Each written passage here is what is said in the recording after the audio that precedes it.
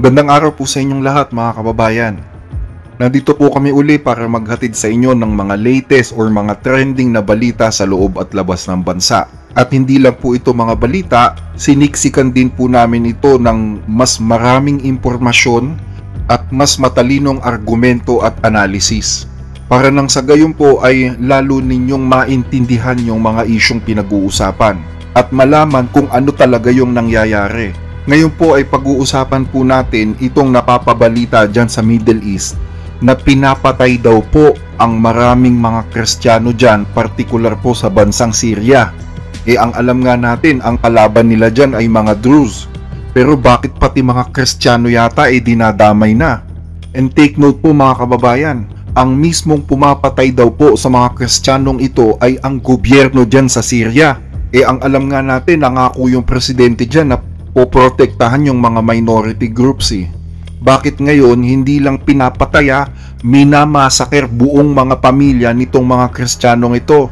Ano na bang nangyayari dyan sa Syria? Bakit ba sila humantong sa mga ganyang mga barbaric activities? So yan po ang pag-uusapan natin ngayon sa episode na ito at aalamin din natin bakit parang nananahimik ang international community maging ang media dyan sa nangyayaring yan. So dyan lang po kayo mga kababayan at susunod na po ang ating mga balita.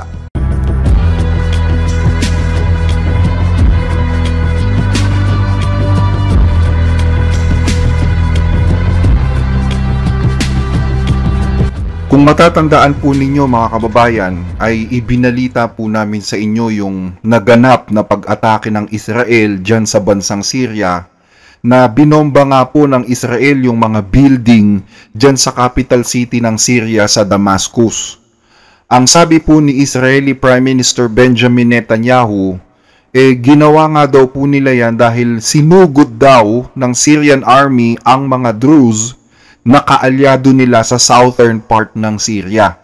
So dahil nga kaalyado ng Israel ang mga Druze, they come to the rescue at binomba yung headquarters ng Syrian army sa Damascus.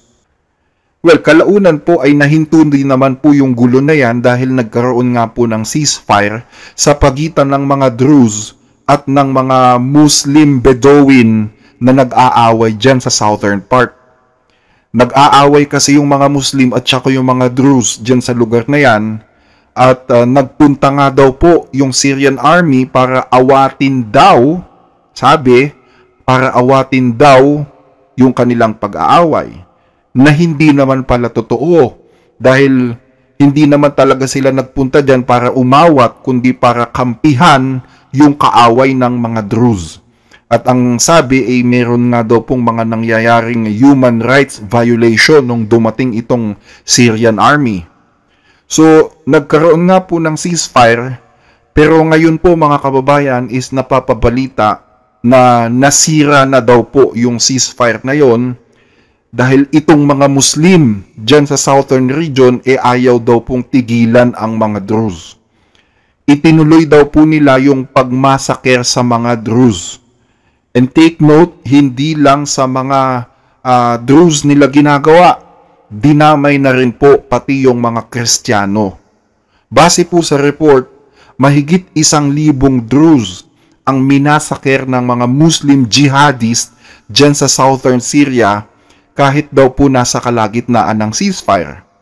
At kasama po dito sa mga napatay ay ang pastor ng Good Shepherd Evangelical Church na si Pastor Khaled Mazar. At dinamay din po pati yung kanyang buong angkan. Yung kanyang mga kapatid, mga pamangkin, nanay niyang hindi na makalakad, yung tatay niya, at yung mga anak at asawa niya. Inubos nga po silang lahat mga kababayan. 20 bodies in total ang na-recover. Ang sabi po dito sa post ni Johnny Moore, Executive Director ng Gaza Humanitarian Foundation, This weekend we mourn the senseless murder of Pastor Khalid Mejher, leader of the Good Shepherd Evangelical Church in Sweda, Syria. He was killed by terrorists along with his entire family. Siblings, children, and parents, 20, dead.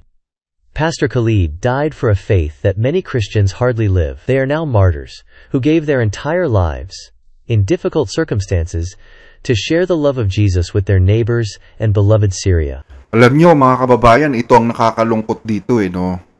Kung ako kay Donald Trump, dapat hindi muna niya inalis yung sanctions dito sa Syria Inalis niya na kasi lahat ng mga economic sanctions na pinataw nila dyan sa bansang Syria. Well, for some reasons, hindi natin alam kung ano, pero mamaya alamin natin. Pero nga, kung ako tatanungin, dapat hindi muna kung lalo na yung mga ganyang nangyayari sa bansa nila. Dapat binigyan muna niya ng trabaho itong bagong presidente ng Syria na, sige, aalisin ko yung sanctions sa bansa ninyo, pero dapat sa loob ng kalahati o hanggang isang taon, wala akong madidinig na mass murder or massacre ng mga jihadist dyan sa bansa ninyo. Ganun muna sana. Para mapatunayan, di ba, kung gaano kadeterminado itong bagong presidente ng Syria na maging maayos yung kanyang bansa. Kasi kaya mo nga aalisin yung mga sanctions sa kanila, para mapaayos sila. So, dapat pinatunayan muna ng presidente nila na ready na sila for that situation. Katulad niyan, napakagulo pa nila dun. Mula nung nawala si Assad, puro na massacre yung mga nangyayari sa kanila doon. Puro massacre na yung mga balitang nadidinig natin sa Syria. Although, hindi ko karelihiyon o kapananampalataya itong mga pinatay na ito, itong mga Christian denomination na ito, nakakalungkot pa rin na wala naman silang kalaban-laban bakit sila idadamay. Maliit na grupo lang po ang Good Shepherd Evangelical Church dyan sa Syria. At ni-research nga namin, wala naman silang political agenda. Bakit pati sila dinamay nitong mga teroristang ito? Hindi mo maintindihan kung mga sundalo o mga terorista, no? Parang ang gusto yata ng mga Muslim kasi dyan sa Syria, wala dapat ibang religion na mag-exist dyan, kundi Islam. Kaya nagkaroon dyan ng mga sectarian war na nagaganap ngayon dyan. Ang tanong, ano bang kalaban-laban nitong pamilya nitong pastor na pinatay nila? Maiintindihan mo pa kung Druze yung kanilang ginaganyan, malaking grupo yun Pero mga Kristiyano, for what reason, di ba? Well, batay po sa report na na-receive natin mga kababayan, nag-issue daw po pala kasi ng fatwa. Ayan, speaking of fatwa, na pag-uusapan na naman natin yan, Pinaliwanag ko na sa inyo kung anong ibig sabihin ng fatwa dati. Ang fatwa ay pag-i-issue ng updated na doktrina dyan sa relihiyon na yan. At hindi lang po yan basta clarification sa kanilang doktrina. Ang fatwa ay pwede rin pong maging death decree laban sa isang partikular na individual o partikular na grupo. At ito nga pong fatwa na inisyu dyan sa Syria ay parang nag-uutos o nagbibigay pahintulot sa mga foreign jihadist para dukutin ang mga Hudyo, mga Kristiyano, mga kababaihan para daw po, quote-unquote, maging a casualty of war at gawing mga ang sabi dun sa fatwa. At marami nga daw po mga Bedouins, yung mga kaaway ng mga Druze, mga Bedouin Muslims at mga Muslim fighters sa iba't ibang panig ng Middle East ang nakikiisa dyan sa fatwa na yan. So ang sabi, nagpunta daw sa mga bundok na pinagtataguan ng mga Druze itong mga Muslim fighters na ito. At nag-umpisa po silang pagpapatayin, i-massacre yung mga Druze na yan, especially yung mga Kristiyanong Druze at mga Hudyo. Masyado po kasing graphic kung ipapakita natin dito sa ating episode yung mga video. Well, i-research nyo na lang sa internet, napakarami po niyan. Kaya po sobrang delikado na ng sitwasyon dyan sa Syria ngayon, lalo't hindi ka isang Muslim. Ayan meron pa pong isang sanggol. Iyan po'y Druze, anak ng isang Druze na dinukot ng mga jihadist. Hindi natin alam kung anong ginawa nila dyan sa sanggol na yan, kung buhay pa ba yan ngayon, at kung iisipin mo kung anong nangyari dyan sa sanggol na yan is parang, syempre diba, parang kikilabutan ka, maaawa ka, magagalit ka. Fighting over the weekend has unraveled the shaky ceasefire in Syria. Druze and Christian civilians have been reportedly massacred at the hands of jihadist militias. And syempre, dahil religious purpose nga po kung bakit nila ginawa yan, kasi nga may inisyong fatwa, suportado yan ng gobyerno. In fact, may mga sundalong Syrians na sumali na dyan sa mga ganyang aktibidad, mga kababayan. Kumbaga kasi ang nangyari parang reign of terror na ang bumabalot ngayon dyan sa Syria.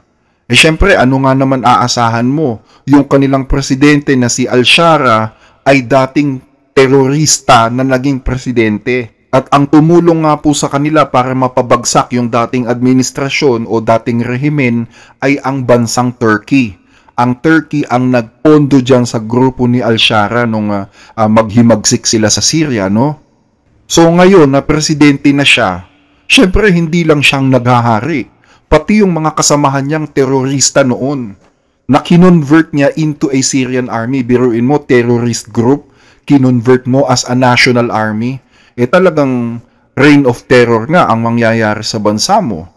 Tama yung sinabi ng isang opisyal sa Israel kapag terorista ka na habang buhay. Lalo na kung wala ka namang tunay na Diyos na kinatatakutan. תמונות המחרידות, המזעזעות בסוריה, מוכיחות דבר אחד. פעם ג'יהאדיסט, תמיד ג'יהאדיסט. מי שרוצח, גוזר ספמים, משפיל, פוגע, אונס, לא צריך לנהל איתו קשרי משא ומתן, והדבר היחיד שצריך לעשות עם ג'ולני, זה לחסל אותו. אני אוהב את הדרוזים במדינת ישראל, שולח להם חיבוק חם, ואומר, אנחנו צריכים לחסל את ראש הנחש. Ngayon, ang sabi po sa report, sinuso dyan sa Syria. The husband came and said this. They broke into his house, a Christian family. They started, abusing, humiliating him. And then they came to the little daughter and they told her, your father is Christian, right? And she said, yes. And says, do you want us to make him look like Jesus? So they told the man, please build a cross. And then we're going to crucify your father from his hands, just like they crucified Jesus. So your father can be like the Jesus that you love. And then they asked to take the phone from that daughter, and he was trying to resist. So the mother tried to intervene and said, please, maybe take my phone, just stay away from my daughter. So they looked at her with a smile and they said, you think we're going to take her phone? We're going to take your daughter. And then at that moment, they started taking the daughter. So the mother fell on her knees and she started praying. And her husband, scared from the situation, she started praying out loud. He told her, please don't pray out loud. It's not going to make it good for us. And she looked at him and he told her this, it's not a good time to pray right now out loud, please. And she looked at him, she said, this is the best time to pray right now. And in that moment when she prayed, that's what they said, that the Israeli jets came over the sky and landed, a missile in that area, taking these jihadists out. Some of them got shocked, disoriented, and they managed to escape, bring back the daughter, saved by the Druze fighters. So yan po, ganyan yung kwento ng mga Kristiyano ngayon daw dyan sa Syria. Ang tanong, paano ngayon yan? Pinigilan ng Israel na makialam sa mga nangyayari sa Syria. Pinigilan sila ni Donald Trump. At ang sabi, bigyan daw ng pagkakataon ang gobyerno ng Syria na gawin ito yung kanilang trabaho. So sino ngayon ang magliligtas dito sa mga taong ito dyan sa Syria? Kaya nananawagan ngayon sa international community itong mga Christians and Druze leaders dyan sa Syria. Kung hindi makikialam ang international community, nananawagan din sila sa mga kalahi nilang Druze na nasa Israel para tumulong. Kaya nga yung mga Druze dyan sa Israel, nagdagsaan sa border para makatulong dito sa mga kalahi nila na inaapi sa Syria. Ang kaso, nananahimik ang buong mundo, nananahimik ang Amerika. May matinding pressure sa Saudi Arabia para sa mag-stay sa kapangyarihan yung teroristang presidente ng Syria. Kasi ang balita natin, ang numero 1 backer ngayon ng presidente ng Syria ay ang Saudi Arabia. Remember, itong presidente ng Syria na si Ahmed al-Shara, aka Jolani, ay isang conservative Sunni Muslim. So dahil nga siya ay isang Sunni, ang kanyang mga backer ay mga Sunni countries, especially nga ang Kingdom of Saudi Arabia, na kaibigan naman ni Donald Trump, mag-best friend si Trump at saka yung Crown Prince ng Saudi. So ang connection dyan, si Al-Shara na isang Sunni ay suportado ng Kingdom of Saudi Arabia at ng iba pang mga allied Arab countries dyan sa Middle East na mga Sunni din. Kaalyado sila ng Amerika. At since ang Amerika ay kaalyado ng Israel, pinigilan ngayon ni Trump ang Israel na makialam dyan sa Syria. Siguro ang sabi ni Trump, hayaan mo silang magpatayan dyan. Huwag kang makialam dyan. As long na hindi naman nila pinapakialaman o nilalapitan yung border mo. So, yun yung posible na dahilan kung bakit nananahimik ngayon ng Israel, kung bakit sila tumigil sa pag-atake sa Syria at pagtulong dyan sa mga Druze. Kaya ang Syria ngayon, mga kababayan, sa madaling salita, pinaghaharian po ng mga terorista. Dahil yan si Giuliani ay dating miyembro po yan ng Al-Qaeda. Alam nyo naman siguro yung Al-Qaeda. Sa tulong po ng Saudi Arabia, binabago nila ngayon yung image ni Al-Giuliani. Binihisan ng maayos, pinabait yung itsura niya, kunyari mukha siyang cool na tao, pero ang totoo, yung gobyerno niya ay pinapatakbo ng mga terorista. Ang katunayan, mula nung umupo siya sa pwesto, hindi na natapos-tapos yung mga massacre dyan sa bansa niya eh. Inuubos nila yung mga minority groups na hindi nila kapananampalataya, like the Alawites, ano? Kaya ang panawagan ngayon ng mga minority groups dyan sa Syria, hayaan nyo ang Israel na tumulong. Kasi nga pinagbabawalan ng Israel na makialam eh. Hayaan nyo yung Israel na tumulong, yun ang sigaw nila. Ito, pakinggan nyo. There were 3 genocidal attempts in the Middle East in the last 2 years, all done by the Muslims on the Jews. One, Gaza, Hamas tried to do it. They failed because Israel stopped them. Hezbollah wanted to do it. They failed because Israel stopped it. Iran tried to nuke Israel. They failed because Israel stopped it. So 3 genocidal attempts that were stopped by Israel. And now there's a 4th one. And the only one that is trying to stop it is Israel. And the world should let Israel stop it. Stop holding Israel back. We know the Middle East better than anyone else. Don't try to tell us how things are there. Let us go and save the Christians and the Jews in that mountain. We can do it. Just stop holding us back to save some kind of a terrorist and make him look good. So, yan yung panawagan nila. Pero gaya nga po ng sinabi ko sa inyo, pilit na pinagtatakpan yung tunay na nangyayari dyan sa Syria at may mga pagkilos para pabanguhin yung pangalan ng presidente ng Syria ngayon sa tulong po ng Saudi Arabia at ng ibang mga bansang Arabo. Sunni Muslim kasi to si Al-Shara at ang Saudi at ang iba pang mga bansang Muslim ay Sunni din, kaya suportado nila to. At lahat po sila ay mga kaalyado ng US, kaya ang US tahimik, pati yung Israel pinatatahimik ngayon. At kapag hindi po nagpapigil ang Israel, ano gagawin sa kanila? Binabanatan sila ng Turkey. Kung ano-anong masasama yung sinasabi ng presidente ng Turkey sa Israel kapag nakikialam ang Israel sa Syria. At hindi naman yun katakataka kasi ang Turkey, sila nga yung tumulong para makaakyat sa pwesto yan si Al-Shara, yung kanyang grupo eh. At bukod doon, part sila ng NATO, kaalyado sila ng Amerika. So sila yung bumabanat sa Israel kapag matigas ang ulo, di ba? İsrail hukuk tanımaz, kural tanımaz, ilkesiz, şımarık, şımartılmış ve gözü dönmüş bir terör devletidir. Gelinen aşamada bölgemizin en büyük sorunu İsrail'in saldırganlığıdır. Bütün bölgeye yaşatılan bu acı, bu vahşet, bu soykırım, bu saldırganlık hiçbir zaman unutulmayacak, vicdanlarda derin izler kalacak. Eğer canavar bir an evvel durdurulmazsa önce bölgemizi, sonra dünyayı ateşe atmaktan çekinmeyecektir. Biz bunu görüyoruz. 2 yıldır en yüksek perdeden bu gerçeği cesaretle dillendiriyoruz. Bununla kalmıyor, her türlü senaryoya karşı gerekli önlemleri alıyoruz. Şunu bir kere daha altını çizerek ifade etmek istiyorum. Komşumuz Suriye'nin toprak bütünlüğünün, milli birliğinin, üniter yapısının ve çok kültürlü kimliğinin korunması bizim temel politikamızdır. Suriye'nin parçalanmasına dün rıza göstermedik, bugün de yarın da kesinlikle rıza göstermeyiz. Suriye'nin toprak bütünlüğü özellikle Ramına, güneyi ile kuzeyi arasında koridor açma hayali kuranlar emellerine Allah'ın izniyle ulaşamayacaklardır.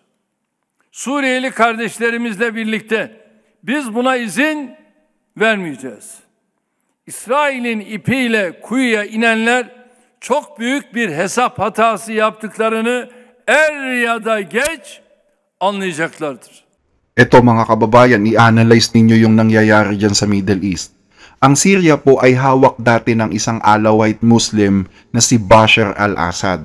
Alawite meaning iyan ay sekta ng Shia, hindi yan Sunni. Sekta yan ng Shia Muslim. At dahil yan ay Shia, yan po ay kaalyado ng Iran na isang Shia country din. Yun nga lang, humina ang Iran. Tapos bumagsak ang rehime ni Assad. At ang pumalit ay itong teroristang Sunni na si Al-Shara aka Al-Jolani. At dahil Sunni siya, binabakiran siya ngayon ng mga Sunni countries like Saudi Arabia, UAE, Qatar, etc. In short, from Shia, nagkaroon ng transition sa gobyerno ng Syria at napunta sa kamay ng mga Sunni. Yun nga lang, yung mga teroristang Sunni ang namumuno. Mga dating Al-Qaeda to be specific. Ibig sabihin, wala silang pakialam kahit magpatayan ng mga tao dyan sa Syria, walang pakialam ang US o ang mga Western countries, anuman ang nangyayari sa Syria ngayon, dahil ang mahalaga, ito lang naman ang mahalaga napasakamay na ito ng mga Muslim Sunni, nakaalyado ng US. From Shia, nakaalyado ng Iran, napunta na sa kamay ng mga Sunni, nakaalyado ng US. So they don't care anymore kung anuman ang mangyari dyan sa Syria. That's politics, mga kababayan. Kaya ang Israel no choice kundi manahimik sa isang tabi at hayaan ng Syria. Pag hindi sumunod ang Israel, babatikusin sila ng Turkey at ng iba pang mga bansa sa Europe like UK and France. At ang sabi nga ni Trump kay Netanyahu, pabayaan mo sila. Bigyan mo ng chance na gawin nung kanilang gobyerno yung kanilang trabaho. Ito, pakinggan nyo. We took the sanctions of Syria. And I met the new leader. I was very impressed by him. Somebody said, well, he comes from a very tough background. I said, well, you know, I'm not that surprised. It's a tough part of the world. But I was very impressed by him. But we took the sanctions off because we want to give him a chance. They would never have had a chance without the sanctions. So, ganyan po yung nangyayari dyan sa Syria ngayon, mga kababayan. At kahapon lang po, pinasok daw po ng isang grupo ng mga sundalong Syrians, ang isang ospital dyan sa Syria at pinagpapatay po yung mga pasyente. Imagine mga pasyente, mga lalaki, mga babae, mga bata, mga matatanda na walang kalaban-labang mga pasyente. Inubos po nitong mga teroristang sundalo dyan sa Syria. At naghambalang na nga daw po yung mga puting bag ng mga bangkay ng mga pasyente at nabubulok nga dyan sa tapat ng ospital. Well, hindi na namin ipapakita yung video dahil sobrang graphic. Pero kung gusto nyong makita, nasa description box po yung link ng balitang yon. Pwede ninyong i-check, ano? There is a people, it's 85 years old. You know, they cannot walk. They kill them in the bed. The patients? Yes, the patients. Who killed them? The government. I can say they are monsters. This is the best word I can say it. Monsters, yes, monsters. They are criminals. They bombed the city. If you came here 2 days ago, you will see dead bodies on both sides of the streets, even in the gardens, in the parks. Alam nyo, napakademonyo. Yan ang masasabi ko na talagang evil na balita. Pati mga walang kalaban-laban na pasyente sa ospital, biruin mo, pinagpapatay nitong mga taong ito. At bukod po dyan ay meron pong isang American citizen na bumisita lang sa Syria para dalawin yung kanyang mga kapamilya na mga Druze. Kasi he belonged to a Druze family. So nagpunta siya sa Syria, dinalaw yung kanyang pamilya at pinatay din siya. Hindi lang siya, pati yung buong pamilya niya, pinatay mismo ng mga sundalong Syrian. Allahu Akbar! Allahu Akbar! والعزة لله الله أكبر الله أكبر.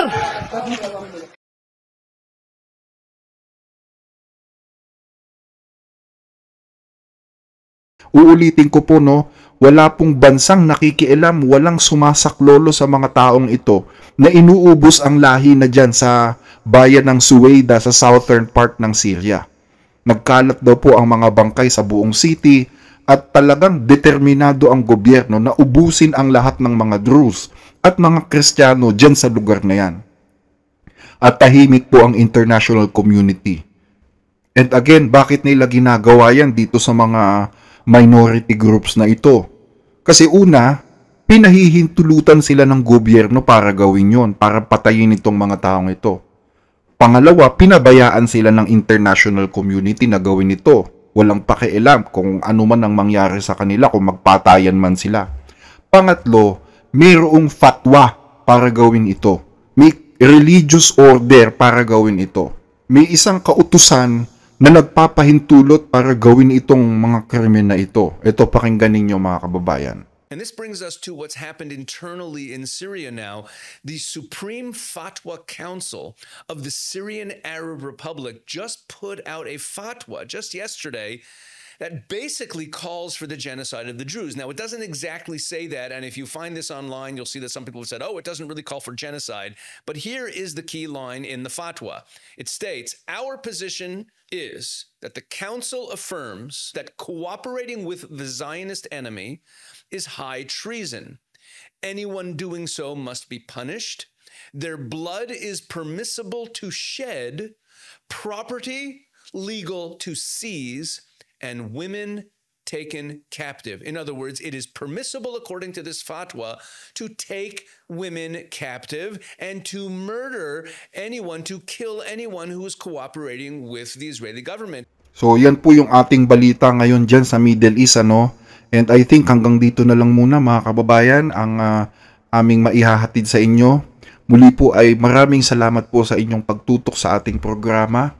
I hope na sana po ay hindi lang kayo nakarinig ng mga updates, meron din po kayong mga natutunan. Kung nagustuhan nyo po yung ating discussion, pwede nyo pong i-like ang video ito. Malaking tulong po yan sa aming mga content creators. At kung nais din po ninyo na maging updated sa mga ganitong balita na mas malawak naming tinatalakay, hindi basta nagbabalita lang, at iba pang mga topic na pinag-uusapan natin dito sa channel na ito, pwede po kayong mag-subscribe at i-hit ang notification bell para maging updated kayo. Nandyan po yan sa baba ng video. Muli po ay maraming salamat po sa inyo at lagi po kayong mag-iingat mga kababayan.